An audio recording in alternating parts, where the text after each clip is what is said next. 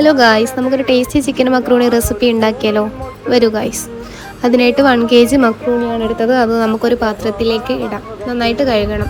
Macaroni വേവിക്കാനായിട്ട് pan വെച്ചു. അതിനാവശ്യമായ വെള്ളം, കറിവേപ്പില, ഉപ്പ്, മഞ്ഞൾപ്പൊടി, ഗരം മസാലപ്പൊടി, ജീരകപ്പൊടി, കുറച്ച് സൺഫ്ലവർ ഓയിൽ ഇട്ടിട്ട് ഒന്ന് മിക്സ് ചെയ്തിട്ട് നമുക്ക് ആ മക്രൂണി അതിലേക്ക് ഇടാം.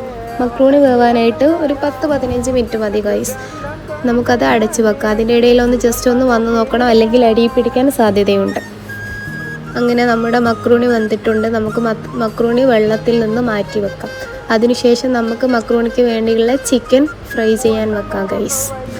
അങ്ങനെ ചിക്കൻ ഫ്രൈ ആയിട്ടുണ്ട്.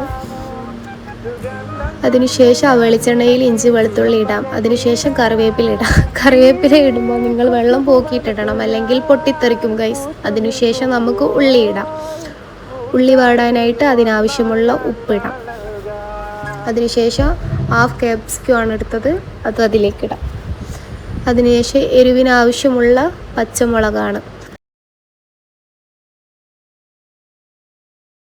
ഇനി നമുക്കിതിലേക്ക് വേണ്ടി മസാലപ്പൊടികളിടാം. ആദ്യം മഞ്ഞൾപ്പൊടി ഇട്ടു, മുളക് പൊടി, ഗരം മസാലപ്പൊടി, ചിക്കൻ മസാലപ്പൊടി.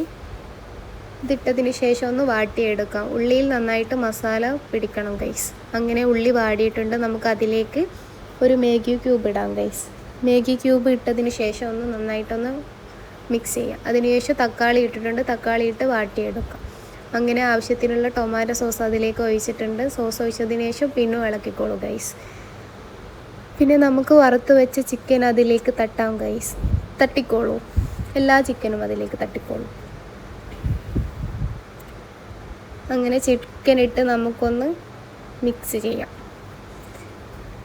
പിന്നെ ഇതിലേക്ക് എരിവിനാവശ്യമായ കുരുമുളക് പൊടി ഇട്ടോളൂ. നിങ്ങളെ എരിവിനനുസരിച്ച് പാകത്തിന് കുരുമുളക് പൊടി ഇട്ടോളൂ. അങ്ങനെ നമ്മൾ വേവിച്ച് വെച്ച മക്രൂണി അതിലേക്ക് തട്ടാം.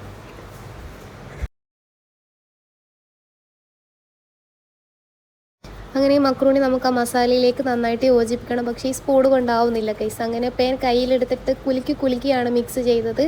അങ്ങനെ നമ്മളുടെ മക്രൂണി റെഡി ആയിട്ടുണ്ട്. ലാസ്റ്റ് സ്റ്റെപ്പായ മല്ലിച്ചപ്പ് പുതിന ഇട്ടു. അങ്ങനെ നമ്മളുടെ ടേസ്റ്റി മക്രൂണി ആയിട്ടുണ്ട് ഗൈസ്. എല്ലാവരും ട്രൈ ചെയ്യണേ. Okay, by.